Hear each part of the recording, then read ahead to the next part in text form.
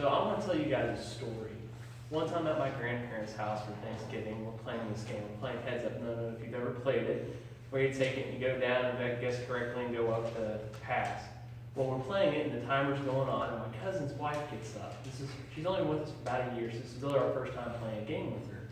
And she gets up and she's going through all these actors, rolling, doing really well, and then she gets to an old actor. She doesn't know who it is.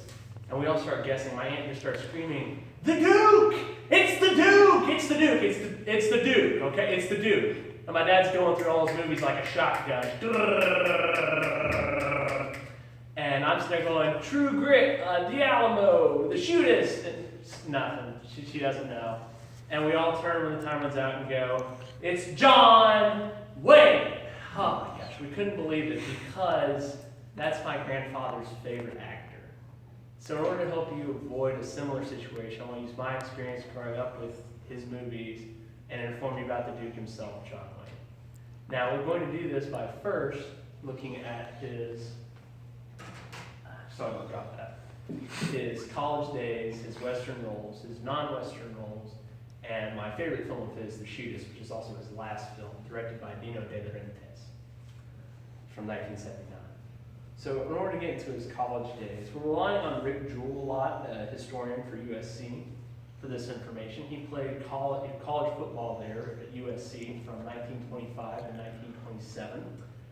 And he didn't play very long because he had to retire due to injury. But this was before his movie days, so he was still known as Marion Robert Morrison. Yes, the toughest guy in movies' first name was Marion. There you go. But this is very important for two reasons. Firstly, this is where he got his rugged persona, playing college football will do that for you. Secondly, this is actually how he got started in careers. According to Rick Jewell again, Howard Jones, a football coach, helped Wayne land a job as a prop man and day laborer for Fox Studios. So that's actually how he got started. He was in bit parts up until his first popular movie, Stagecoach, in 1939, in which he played the star character Ringo Kid, a cowboy, go figure. So that's really where his Western role started. It's not his most iconic role nowadays.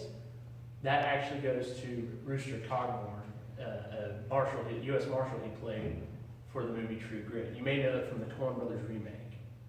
Also, there's a 1975 sequel named after the character.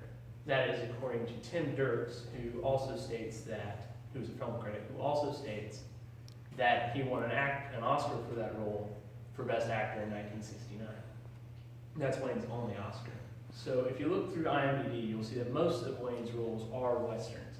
But he was a leading man in Hollywood, so that is not his only accomplishment, though that's what he's most known for. He was also in romances, as well as historical films, such as The Quiet Man, which is a great film set in Ireland, beautifully shot. It's even filmed there. Very nice. Definitely recommend that one. Or his historical films, The Alamo, which he played David Crockett, or The Conqueror, which he played Tilda Hunt.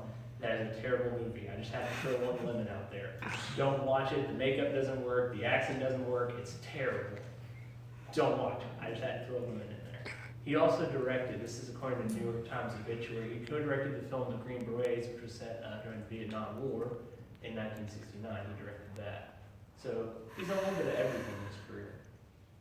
Now, the thing that I think best ties together his Western roles, his non-Western roles, is his final film, The Shootist. As I said, is my personal favorite. It oddly parallels Wayne's last days. He plays a gunslinger dying of cancer, and he wants to go out in a blaze of glory, die in a shootout, not die sick in bed. And Wayne himself had a tumor removed, according to that same obituary, in 1964 from his chest. So literally, you have the most iconic Western star playing the last known Western gunslinger who had cancer, playing a guy who had cancer. It's very meta, it's very real, has a great supporting cast, such as Jimmy Stewart, who you might know from Mr. Smith Goes to Washington. So it's a very good, well-acted film. And you get to see something from Wayne that you almost never see. You see weakness. You see the struggle. You see him really struggle with his disease, but still be prideful and tough. It's a very stirring film. Well, I hope you've enjoyed this brief look at his career, where he started from a prop man all the way up to a leading man and moneymaker and one of the most popular actors ever. And I want to leave you with a quote from the man himself.